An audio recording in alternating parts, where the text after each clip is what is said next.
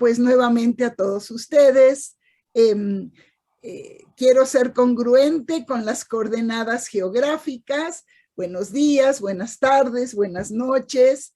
Me da mucho gusto continuar con esta serie que ha tenido, la verdad, una perspectiva muy interesante y que hoy abonaremos en ella, porque cruza las fronteras geográficas, institucionales, disciplinarias, que esto es muy importante, y nos permite abordar de un modo, diría yo, integral,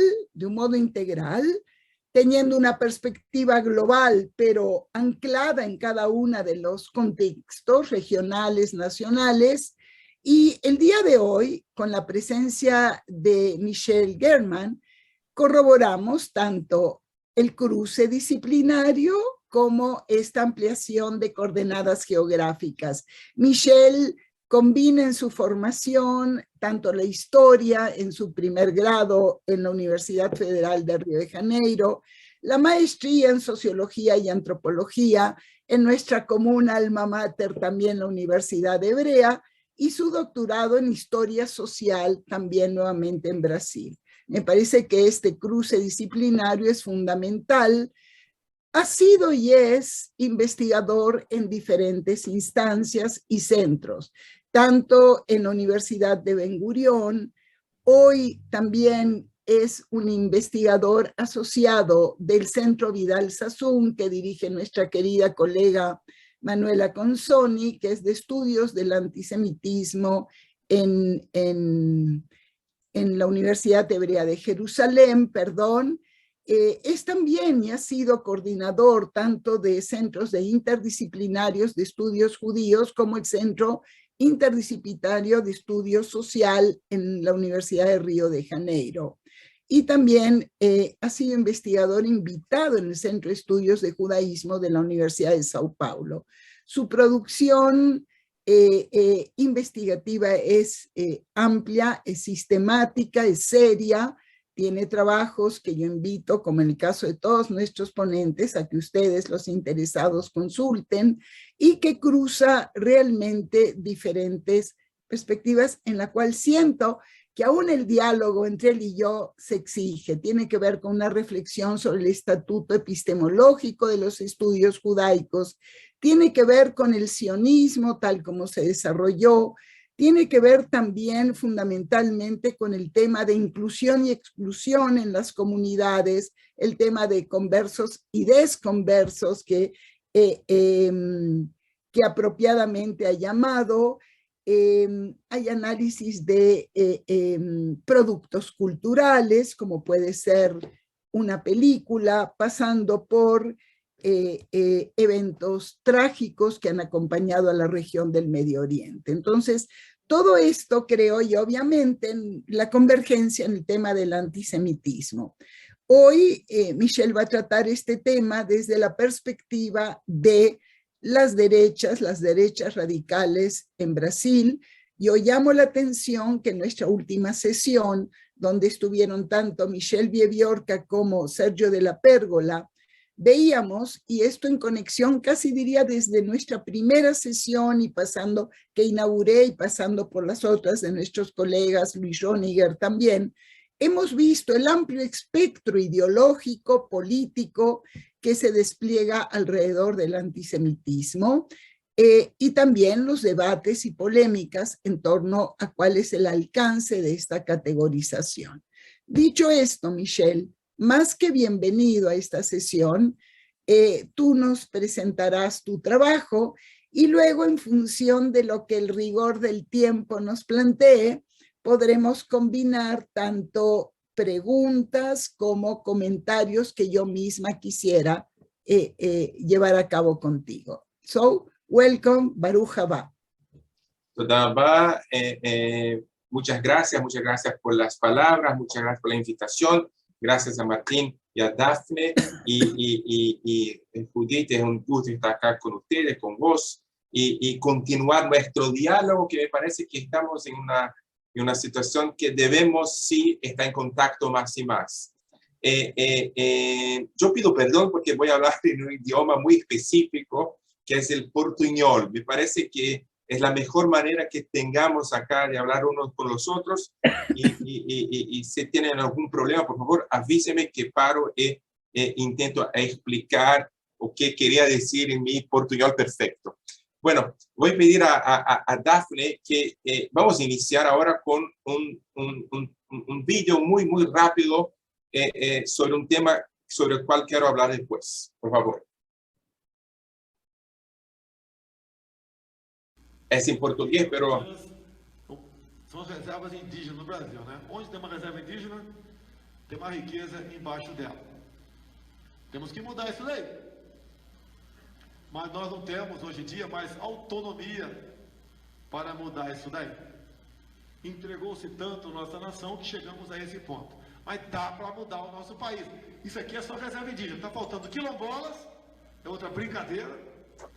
Eu fui num quilombola em Eldorado Paulista. Olha, o afrodescendente mais leve lá pesava 7 arrobas. Não fazem nada. Eu acho que nem para procriadores serve mais. Mais de R$1 bilhão por ano gastado com eles. Ok, muchas gracias.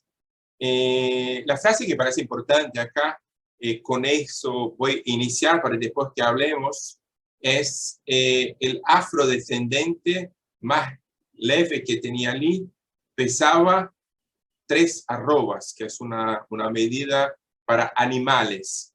Esto fue hecho, esta afirmación fue hecha en una charla que hizo entonces diputado, que hoy es el presidente de Brasil, Jair Messias Bolsonaro, en un club judío. Sobre esto voy a hablar después un poco más. Voy a hablar un poco sobre el antisemitismo en Brasil, en sus perspectivas, por así decir, históricas y sociológicas. América Latina, Latinoamérica ha habido importantes debates acerca del antisemitismo.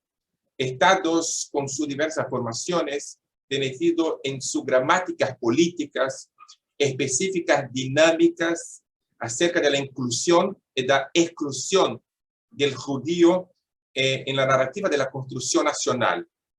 Perspectivas conspirativas degeneradoras, por un lado, ha contribuido para la estrategia de inclusión y persecución, o por lo menos consolidación de un discurso antijudío en algunos países en Latinoamérica. Por otro lado, perspectivas de progreso y avance económico han sido justificativas para la inclusión de judíos, por veces de forma privilegiada en algunas sociedades. En Brasil, la discusión sobre el antisemitismo remonta a discusiones importantes en las últimas décadas, sea en el campo de la sociología o de la historiografía. De manera simplificada, podemos dividir, más una vez, de manera grosera, el campo de los estudios judíos sobre el antisemitismo específicamente en 2 escuelas distintas. La primera, la escuela uspiana de la Universidad de São Paulo. Percibe esta escuela el país como un sitio donde hubo movimientos con profundas experiencias antisemitas, donde hubo, según la gente de esta escuela, persecuciones a los judíos con leyes racistas que impidieran inmigrantes de entrar en el territorio nacional y formas efectivas de control de migración de individuos semitas, para utilizar las palabras de las leyes.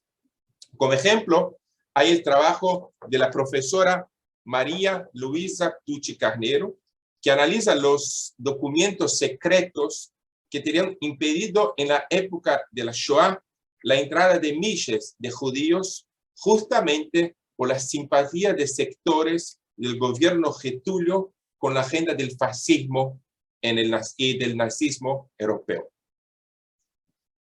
Otra autora que propone el análisis de antisemitismo en Brasil a partir de una perspectiva que fortalece la impresión de fuertes elementos antijudíos en el país es la historiadora Anita Nowinski, también ella de la Universidad de São Paulo. Nowinski hace un trabajo fundacional sobre la historia del Tribunal de la Inquisición en Brasil a partir de importantes trabajos sobre la persecución de cristianos nuevos y judíos en el nordeste brasileño. Y llega a la comprensión de que hay una base de formación brasilera de un antisemitismo perenne y estructural. Un antisemitismo para ella que es cristiano y católico y que resurge en momentos específicos. Más una vez, estoy simplificando mucho el debate acá. Hay otra corriente de análisis de antisemitismo en el país que tiene relación con los trabajos del sociólogo Bernardo Sor y de la historiadora Mónica Green, estos dos de la Universidad Federal de Río de Janeiro. Para los dos, Brasil se caracteriza por ser un país con baja incidencia de antisemitismo. En la sociología de Sor, dialogando con perspectivas de la antropología brasileña como Roberto da Mata y Octavio Velho, el país que es extremadamente jerárquico y vertical en su construcción social, tiene una dimensión diferenciada de sus mitos fundacionales. Acá es muy importante. Al contrario de otros países, la gramática fundacional de Brasil está en el futuro y no el pasado. Por el concepto de país del futuro del refugiado judío y el famoso autor Stefan Zweig, la narrativa fundacional del país está para allá y no para lo que fue. O sea, está en el porvenir y no el pasado. Así, en la perspectiva secularizada del país, el pasado, la esclavitud, el racismo son menos importantes do que el futuro de informalidad y de democracia racial que está siendo construido en Brasil. Por esto, para Sor y Mónica, los judíos y las judías que tienen relación con el pasado, valía la pena asimilar el futuro como referencia, establecerse en un país donde no se pregunta de dónde tú vienes, pero se pregunta para dónde nosotros vamos. Mónica también establece la relación del país con una baja incidencia de antisemitismo con perspectivas del judío como blanco. Si el racismo persigue víctimas sociales, los blancos pueden afirmar que esta persecución es muy baja y que haya antisemitismo en esta persecución no como una perspectiva étnica, mas solamente con una dimensión religiosa y no perenne, no muy fuerte. En este sentido, los judíos que tienen datos sociales y económicos mejores que cualquier otro grupo en el país, en términos sociológicos, sufren menos el racismo social y económico que los no blancos sufren en el país. La situación inicia a cambiar en los últimos 20 años, cuando los gobiernos de izquierda y progresista son elegidos. Y acá quería traer la explicación para los datos. La primera explicación donde yo podría decir que hoy el tema de antisemitismo debe ser revisitado y no una revisitación como hizo María Luisa Tucci Carneiro o Anita Nowinski y también no la revitación a partir de las perspectivas de Mónica y Sorge, pero me parece que acá las perspectivas que nos llevan a pensar el antisemitismo hoy en Brasil tienen que ver con las políticas sobre el pasado que los gobiernos de izquierda y progresistas han intentado poner en práctica desde los años 2000. Si el país estaba construido hasta entonces en perspectivas de futuro, donde la democracia racial y la ausencia de racismo eran elementos ideológicos fundantes en Brasil, los años 2000 transforman eso totalmente. A partir de la conferencia de Durban, con una fuerte participación de delegados brasileños, las políticas de acción afirmativa y de cotas raciales pasan a ser implementadas en Brasil. Acá las perspectivas de pasado pasan a ser equilibradas y las condiciones de víctimas, como todo el modelo multicultural, pasan a ser importantes. Las víctimas de pasado pasan a ser consideradas referencias sobre el presente.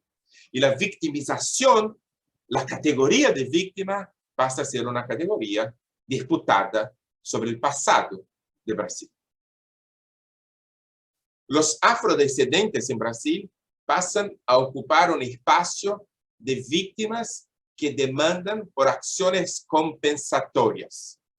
A la comunidad judía esto va a incomodar.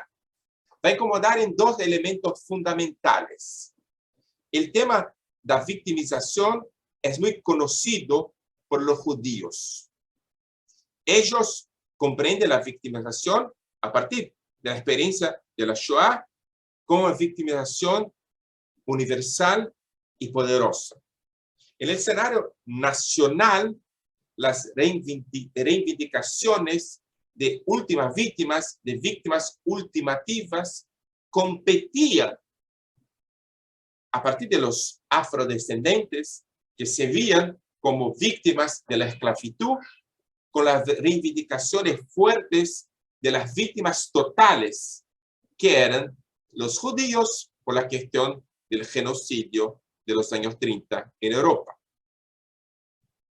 Para allá de este debate, la situación de Durban ponía a los judíos en una situación muy poco confortable.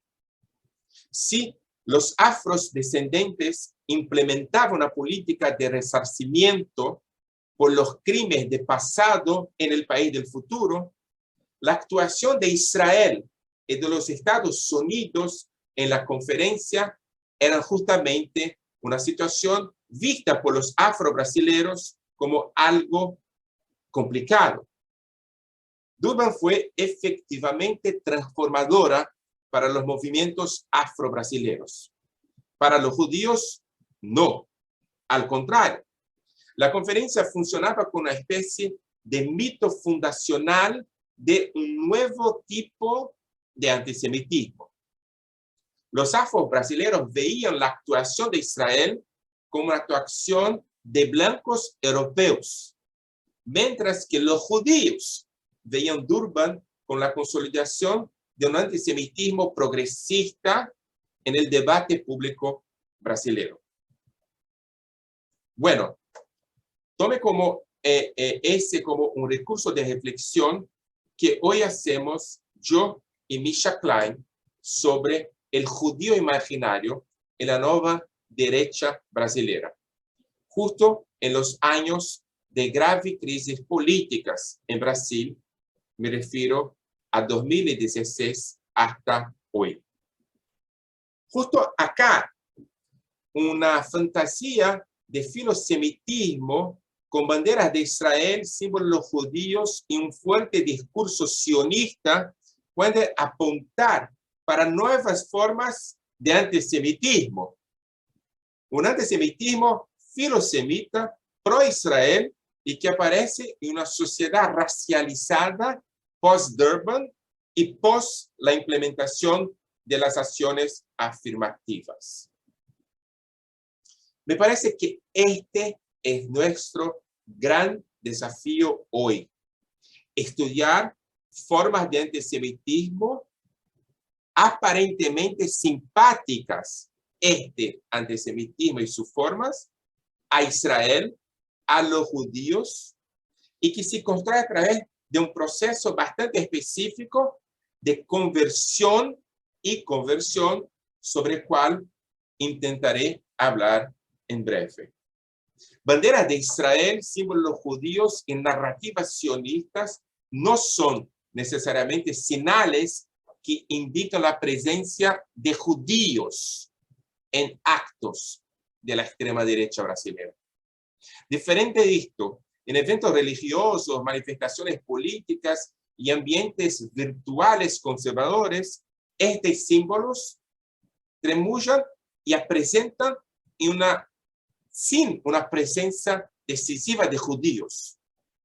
En Brasil es posible, por tanto, encontrar un Israel en un judaísmo en cual los judíos no son fácilmente encontrados.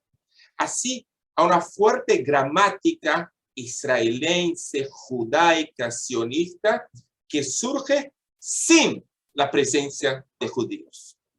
En actual contexto político brasileño, puede-se afirmar que hoy há pocas referencias más cristianas y más conservadoras do que la bandera azul y blanca de Israel, los símbolos sionistas o mismo prácticas religiosas judías. Estas son muy cristianas y muy conservadoras en el Brasil de hoy. Esta ambivalencia establecida entre una fuerte presencia de judaísmo y una casi ausencia de los judíos no es, entre tanto, lo que transforma el Brasil en un caso diferenciado en el contexto de los estudios judíos afuera de este país. Podemos percibir que cualquier observación más atenta sobre grupos evangélicos en América Central, en los Estados Unidos, o mismo en situaciones de África subsahariana, nosotros podemos encontrar símbolos judíos sin judíos, banderas de Israel sin sionistas. O que diferencia o que acontece, que pasa en Brasil, de los casos como en Estados Unidos, Guatemala o África subsahariana, está relacionada con dos cuestiones específicas e importantes.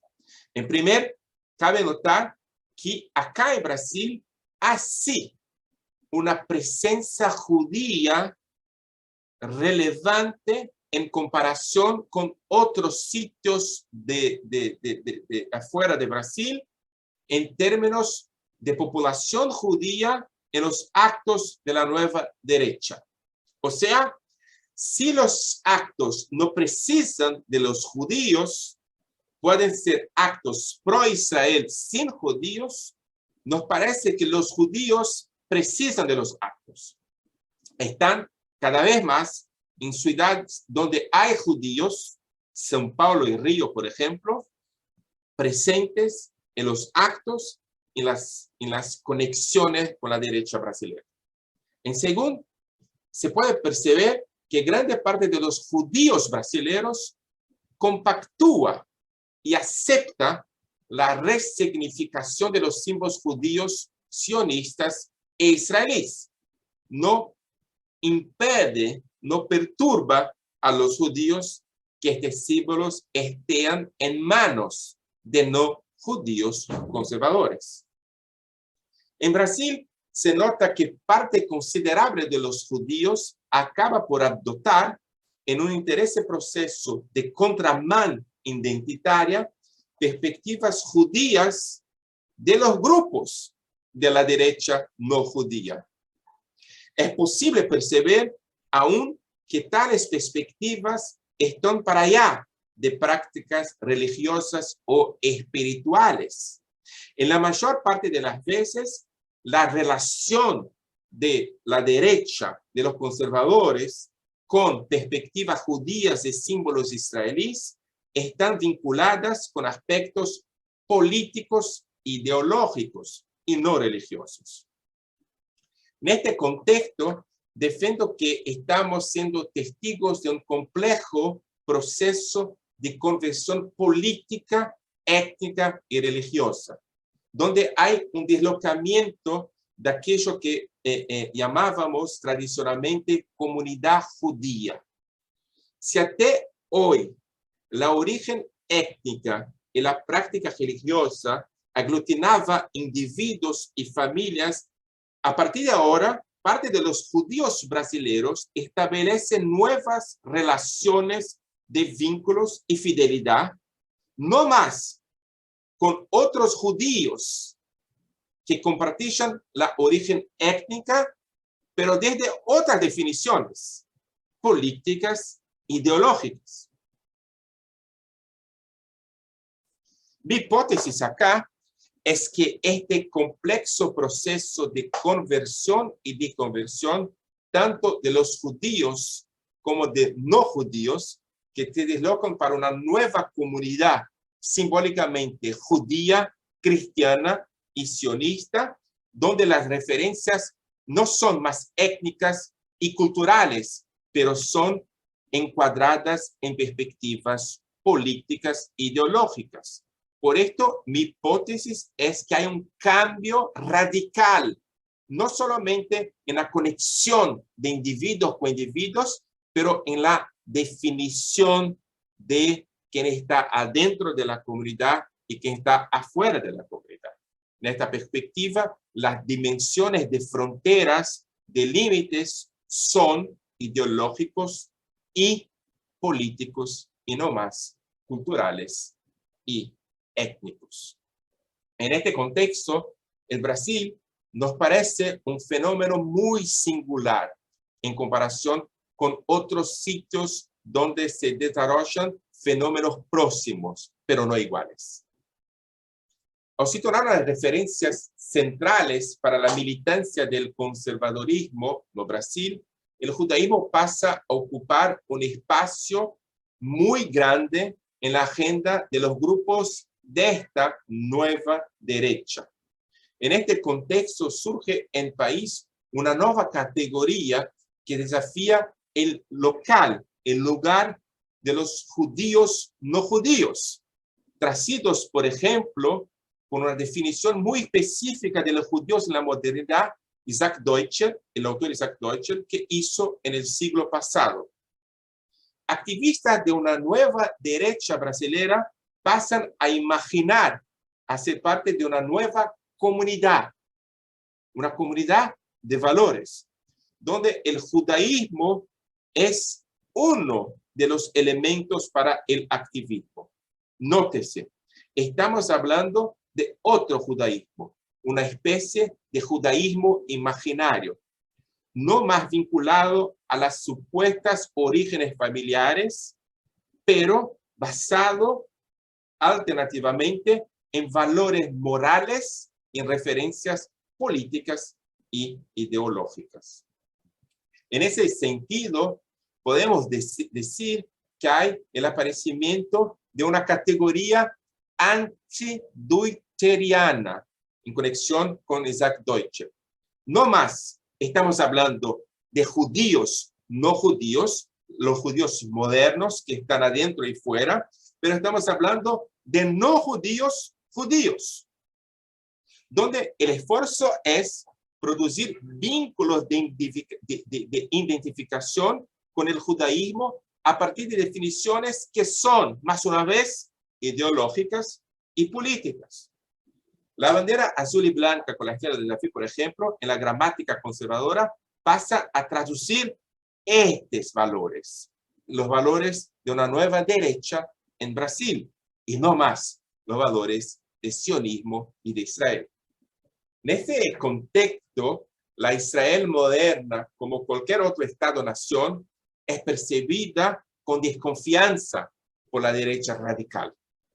Son los valores conservadores que los interesan. El judaísmo es establecido para ellos como una barrera civilizatoria armada contra la barbarie, los pacifistas, y pasa a ser notado como un símbolo del occidente contra la expansión del Islam o de la izquierda. Para ellos, la misma cosa.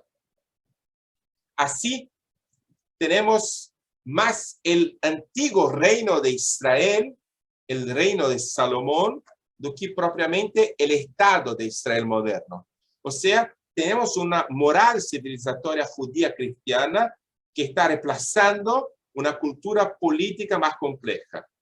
tenemos una bandera israelí que parece con el mismo significante, pero cuenta con significados profundamente distintos de aquellos conocidos tradicionalmente por los judíos brasileños. Dentro de las referencias fundamentales para la formación de esta nueva comunidad judía o judío-cristiana están 4 ejes formadores principales. La Biblia, con una perspectiva cristiana, las armas, el valor de la defensa como superior al valor de la vida, la blanquitud, los judíos son vistos como blancos y víctimas, y el capitalismo, los judíos son representantes de una perspectiva ultraliberal y antiestatal. Son estos puntos que acaban por pavimentar el camino para la idea del judío imaginario, que se ha tornado gradativamente importante para los grupos conservadores brasileños en los últimos años. Nos interesa analizar las relaciones establecidas entre los grupos de judíos y cristianos en este proceso complejo de conversión y desconversión. Desde la ascensión conservadora en Brasil, la dinámica clásica de la comunidad judía está alterada.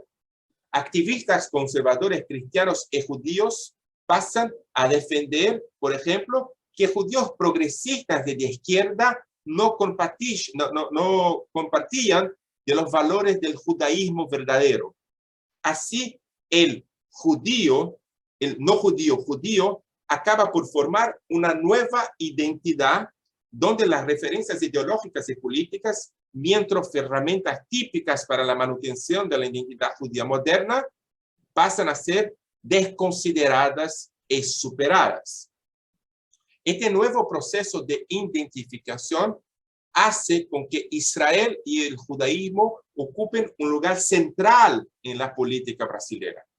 Tal proceso llevará a que brasileños, tanto judíos como no judíos, estén en una nueva comunidad de valores donde no basta ter nacido judío o frecuentar un núcleo institucional judío. Para ser judío, es preciso que se incorporen los valores y las referencias de la nueva comunidad política. Para ser miembro de la comunidad, pasa a ser necesario ser conservador, de derecha, y a partir de un cierto momento, apoyar a Jair Messias Bolsonaro. Si por un lado es correcto afirmar que símbolos israelíes, judíos y sionistas, la extrema derecha, prescinden de los judíos, por otro lado, también es posible observar que gradativamente hay grupos judíos que pasan a participar de forma más o menos organizada de los grupos de la nueva derecha en Brasil. Banderas de Israel que estaban en las manifestaciones encuentran cada vez más miembros de la comunidad judía que van hasta ahí con perspectivas muy específicas y que se sienten muy confortables al lado de militantes y activistas de derecha y de símbolos muy familiares para ellos. Los judíos reproducían, como hacía sentir esperar, los mismos procesos y las mismas dinámicas de la derecha brasileña no judía. Si sectores de la clase media brasileña cerraron fileras en torno de la nueva derecha reaccionaria, los judíos, miembros de las mismas camadas medias urbanas, acabaron en proporción muy similar adoptando las mismas posiciones políticas. Primero ultraconservadores y ultraliberales, y después establecieron como personas que votaban en Bolsonaro. En un encuadramiento de clase y color, ambos sectores de la colectividad judía reproducían para adentro lo mismo fenómeno que los vecinos no judíos tenían para afuera. En un complejo proceso de recreación identitaria, las camadas medias abandonaron en este periodo perspectivas conciliadoras y negociadoras típicas de una brasilidad aparentemente consolidada hasta entonces y adoptan posiciones de ruptura y enfrentamiento. Acá discutimos un importante evento que ocurre en un club judío en la zona sur de Río de Janeiro, la Hebraica de Río. Localizado en el barrio de Las Laranjeiras, la charla en el Club de Río pasó en 2017, un año antes del inicio de la campaña electoral que acabó por elegir Bolsonaro presidente. Este evento puede ser considerado el proceso más fuerte de conversión y desconversión pública en la historia política de los judíos en Brasil en nuestra investigación. En una noche de abril, centenas de manifestantes fuera de clubes con banderas de Israel y camisas en hebreo tentaban acuar los invitados que llegaban para la charla. También ellos con banderas de Israel y símbolos sionistas. La violencia de parte a parte asustaba a los pasantes y mostraba para quien quisiera ver que había una ruptura radical dentro de la comunidad judía tradicional. No día de la charla produció en frente al Club de las Laranjeiras un espectáculo de política, usando los términos de Guy Debord. Los gritos de fascistas y traidores vindos de los manifestantes de fuera del club y los gritos de traidores, izquierdistas y antijudíos de los que entraban en el club marcaban una de las experiencias más traumáticas de la vida judía en la ciudad. En el otro día, comunicaciones internas de la Federación Judía y del Consulado de Israel en Río daban cuenta de que hubo un pogrom, este es el término utilizado, en frente a un club judío. En algún sentido, una comunidad que producía, como apunta Yossi Goldstein, narrativas de armonía y unidad, tenía las contradicciones más profundas expuestas en plaza pública en la charla de Bolsonaro. Si el pogrom de Hebraica sirve como punto de inflexión, se estableciendo con una especie de mito fundacional de ruptura adentro de la comunidad judía brasilera, en frente al fenómeno del bolsonarismo, debemos tener clareza que también indica apenas un punto en un proceso más largo y complejo, un proceso de aproximaciones entre sectores de la comunidad judaica y grupos de la nueva derecha brasilera, a través de usos y reusos muy específicos de Israel como símbolo de la derecha brasilera. Durante la charla, referencias racistas y prejuiciosas no incomodaron las personas que asistían a la charla de Bolsonaro. En algún momento, Bolsonaro dice que un afrodescendente visitado por él no servía ni mismo para ser reproductor por tener un peso muy grande. Las personas reaccionaron con aplausos y gritaron la palabra mito, como Bolsonaro era conocido. En otro momento de la charla, Bolsonaro utiliza referencias racistas positivas, típicas de los modelos racistas europeos. Acá, Bolsonaro afirma que los japoneses no son pobres en Brasil porque son una raza con dignidad y honor. Acá también Bolsonaro fue ovacionado. Por fin, el diputado se refirió a los manifestantes judíos que estaban afuera del club haciendo un acto en contra de él. Se refirió a ellos como una raza de ruminantes que está acá abajo. también acá fue recibido con palmas. Todo esto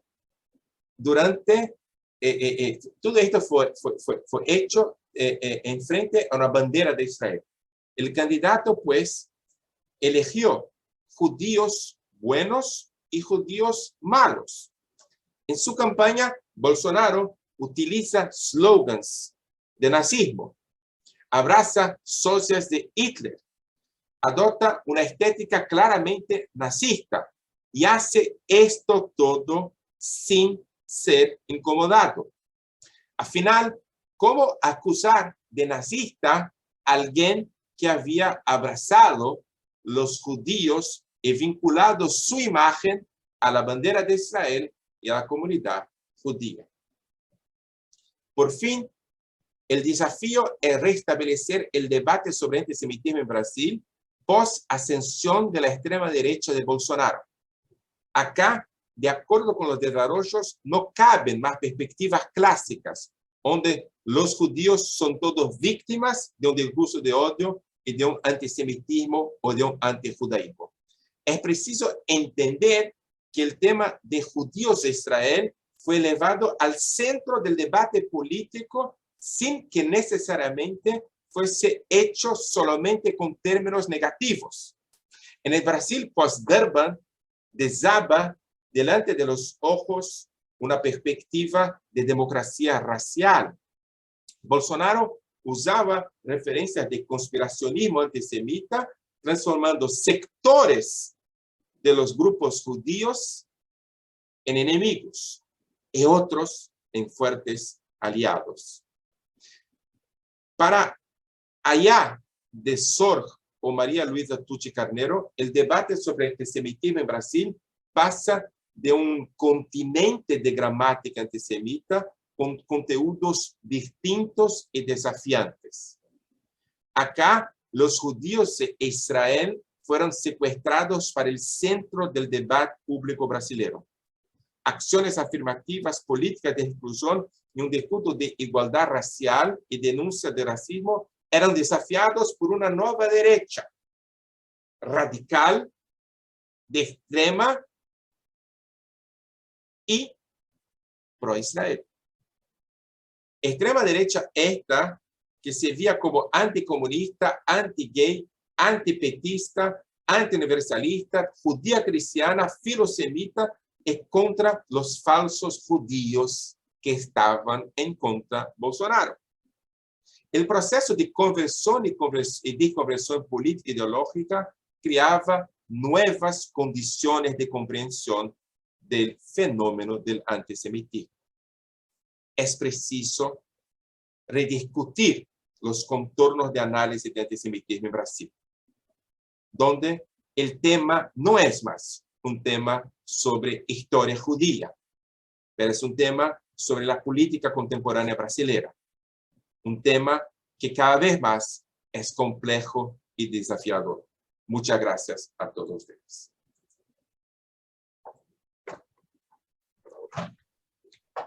Muchas gracias, Michelle. Te oigo y te sigo con mucha atención lo que estás planteando. No te escucho. ¿Ahora me oyes? ¿Ya se oye? Ahora sí. Ok. Digo que te oigo con mucha atención tu planteamiento, sin lugar a duda, que es una revisión, digamos, de los colegas que clásicamente han venido analizando en torno a un contexto que Brasil realmente ocupa un lugar muy importante en todo sentido. En las transformaciones, por ejemplo, creo yo, de lo que se dio, sin lugar a duda, del lugar de las iglesias protestantes. Esto me parece que este cambio primero que se dio en la alteración totalmente de la dominancia del catolicismo.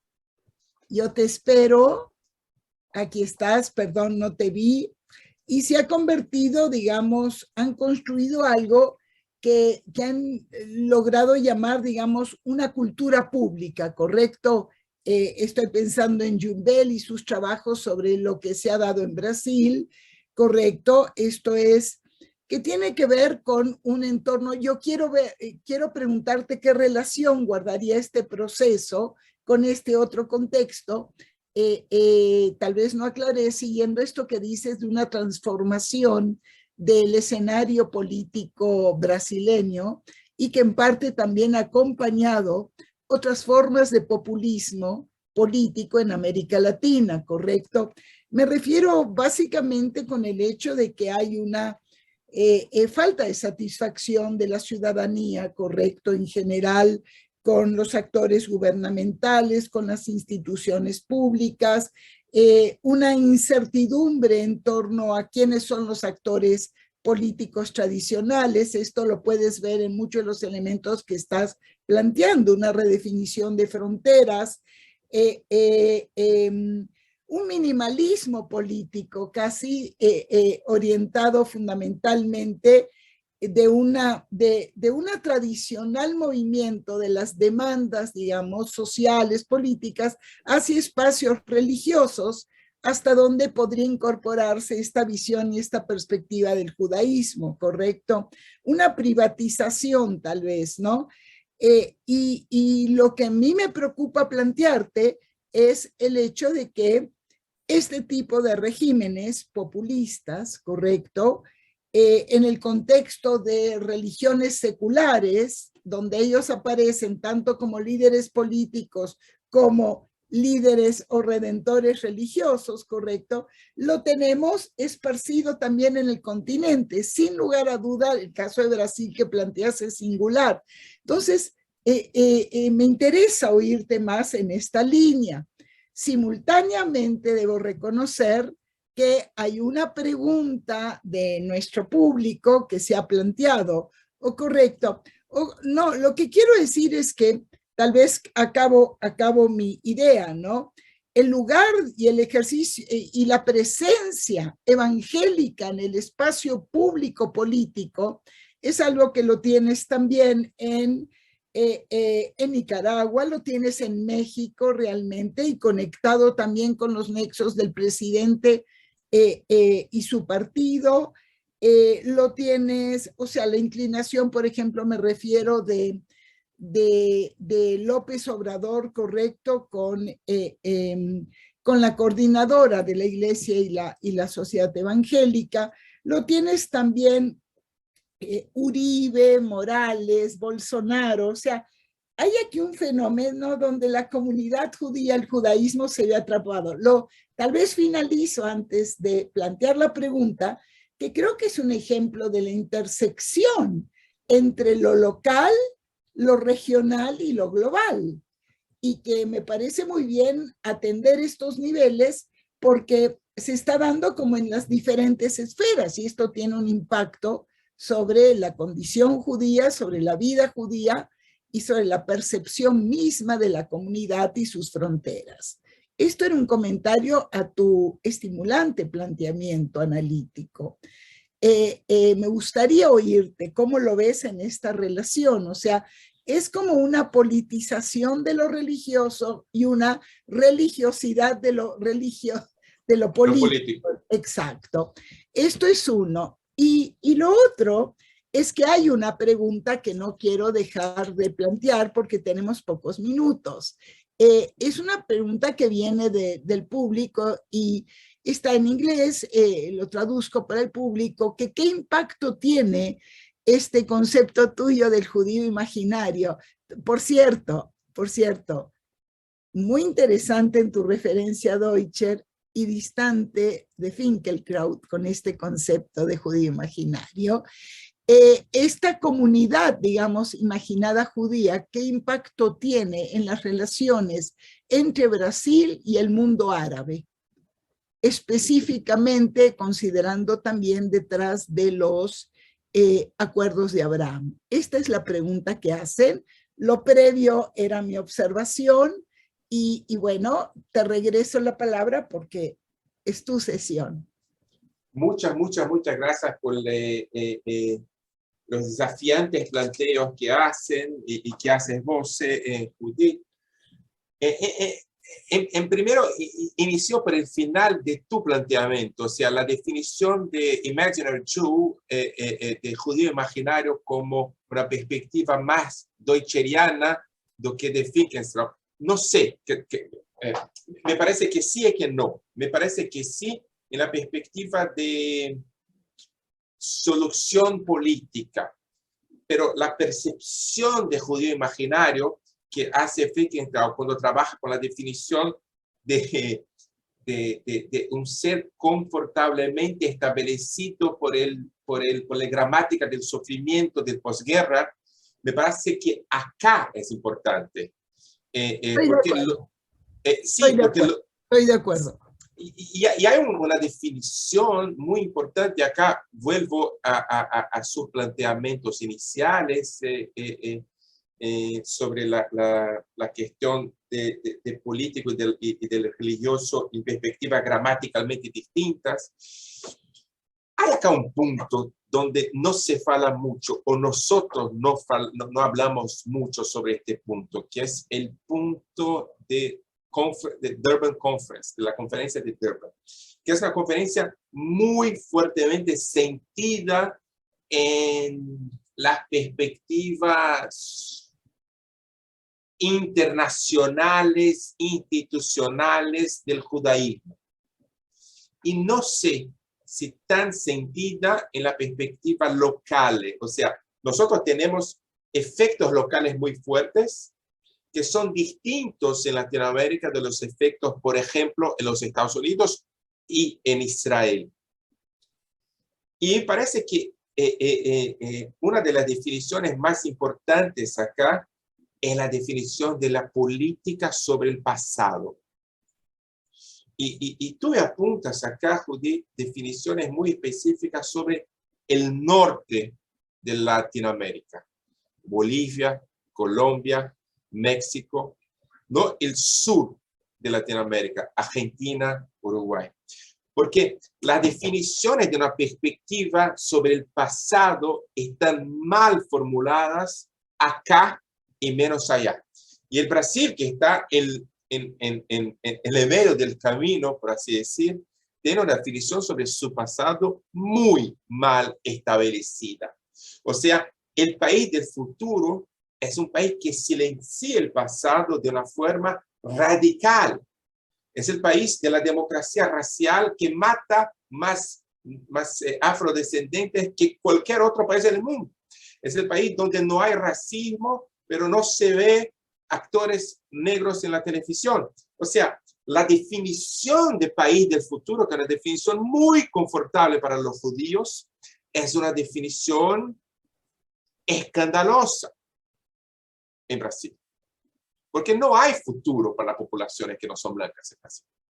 Claro. Perdón, voy a interrumpirte y voy a decir que es muy interesante este planteamiento porque estamos conjuntas la lectura del pasado y cuál es el inicio del pasado, ¿correcto? Y vemos como hoy el debate en América Latina también, y aquí nuevamente, tu marca tiene que ver con aquella distinción, ¿no es cierto?, que Avni Eisenstadt hacían Indoamérica y Euroamérica, ¿correcto? Claro. ¿Qué pasó con la población? Me parece que es muy interesante porque hay dos procesos simultáneos y aquí la diferencia tendríamos que observar, Michelle, con Estados Unidos es el blanqueamiento del judío.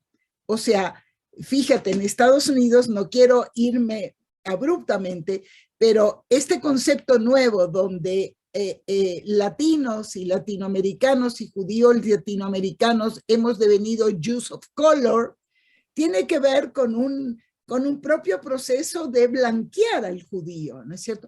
How the Jews became white. Claro, exactamente. And they are becoming, y están en la discusión hoy en torno. Entonces, me gusta esto de los tiempos, porque el futuro, de hecho, no relee solo el pasado, niega el presente, y me parece que esto es un punto. Pero te interrumpí, adelante. No, perfecto. Y es exactamente esto. Acá tenemos una sociedad colorblind. Y hay un proyecto muy específico de la izquierda de traer una visión para una perspectiva que es racialmente definida y no colorblind.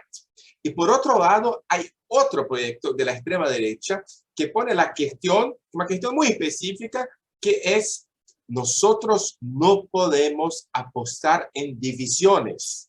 Entonces, lo que la izquierda trae acá es un proyecto de pasado nuevo, y lo que la extrema derecha trae es un concurrente proyecto de pasado nuevo, donde los judíos son puestos con una definición muy importante, porque son las víctimas blancas. Porque si hay las víctimas negras, que tenemos que de alguna manera relativizarlas para la extrema derecha, hay una víctima blanca que son los judíos. Y esta víctima blanca se ve en el centro del debate, y acá no solamente los judíos se tornan blancos, porque ya tenían se tornado blancos de los 50 en Brasil. Acá se tornan los más blancos de todos. Claro. Acá se tornan la definición, el símbolo de la blanquitud. Claro, los judíos son los más blancos de todos. Y acá me parece que, por supuesto, es un debate que tenemos que hacer, que yo no hice, pero tu planteamiento me hice pensar sobre ello. Las definiciones de políticas de pasado en Bolivia, en Colombia, en México, que es una cosa que todavía viene y va, son definiciones de países que no encontraron una gramática de pasado que está aceptada por todos. Y acá en Brasil lo que pasó fue que los judíos entraron, y acá la cuestión de la política pública, de una religión pública, de una definición que no es más individual, moderna del judaísmo, pero civilizatoria, los judíos entran en una estrategia de la derecha muy importante. Los judíos son el pasado, y un pasado blanco, europeo. Claro. Y voy a decirte algo más que a mí me preocupa mucho, y me imagino que a ti también. Y tiene que ver con cuánto de esta visión prejuiciosa de blanqueamiento, sobre blanqueamiento del judío, tiene que ver en muchas de las lecturas postcoloniales y decoloniales en una propuesta categórica tan importante como es el sur global. Los judíos quedan atrapados en ellas porque en una lectura realmente están totalmente hechos sinónimo digamos, de lo que no era sinónimo, creo yo, no en Wallerstein, no en Brodel, con todas sus lecturas tan problemáticas. Sí, me parece muy importante que estos sean temas que reflexionemos, porque tienen que ver con las comunidades y sus sociedades y viceversa. Yo sí creo que comparto, no sé qué opines, esta idea de que casi como una perspectiva gramsciana del estudio del partido político que da luz sobre todo el sistema, aquí un estudio desde una perspectiva de una estrategia frente a una comunidad y las transformaciones te está dando luz sobre la sociedad y sus propios procesos de transformación. Bueno, me parece que es muy sugerente, muy provocativa, provocativa de pensamiento, no de provocación, sin más, provocadora sería correcto en español. Por cierto, no hablas portuñol, hablas español. No. Esto es muy bueno. Tú hablas español, Michelle Biorca hablaba español, Sergio de la Pérgola habla, todos hablan español, estamos descubriendo de repente. Pero si me permite hablar un poco sobre Avi Gold, que me hizo la pregunta. Por favor, por favor. Sí. Me parece que no. Me parece que la definición de los países árabes y la conexión con los judíos imaginarios y el centro político judío cristiano que propone el bolsonarismo no incomoda la perspectiva de los acuerdos. Por el contrario, los acuerdos están dentro de esa definición. Lo que sí se aleja es una perspectiva palestina. O sea, los palestinos desaparecen del proceso, no son vistos. Los árabes ocupan el espacio de los palestinos y los árabes capitalistas, blancos, armados porque hacen conexiones con los Estados Unidos. Estos árabes están muy en definición. Y como tú dices, Judith, me parece importante que hay acá una definición mal formulada de una perspectiva muy específica de postcolonialismo, de colonialismo, que está involucrada en una dimensión esencializadora y no histórica. Y no fue, me parece que no tengo tiempo para hablar sobre esto, pero la política israelí y la relación de Benjamin Netanyahu con las diásporas judías también es importante para entender las definiciones, las reacciones en Brasil, en Sudamérica, en Latinoamérica, sobre estas reacciones y estas conexiones con la nueva derecha, una nueva derecha muy bien conocida por la derecha sionista de Bibi Netanyahu y muy próxima de ellos.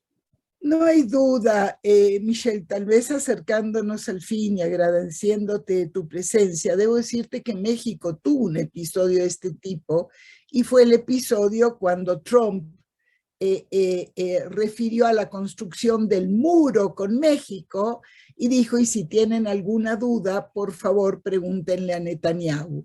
Esto puso de una vuelta muy mareante, vamos a decir, pero esto es aparte. Yo te agradezco mucho, creo que ha sido una mañana muy enriquecedora para todos los que nos han acompañado. Y bueno, pasa a ser esta sesión grabada y continuamos con la serie que ha tenido realmente, creo yo, horizontes problematizadores muy importantes. Michelle, toda rabá, muchas gracias. Muchas gracias, fue un honor estar acá con ustedes. Muchas Y gracias. agradecemos contigo también a Dafne y a Martín, ¿correcto? Imagino que el trabajo no tiene sido fácil, Martín. Y a todos los que están con nosotros, gracias y nos vemos en la próxima sesión. Gracias, chao. Cuídense mucho. Bye.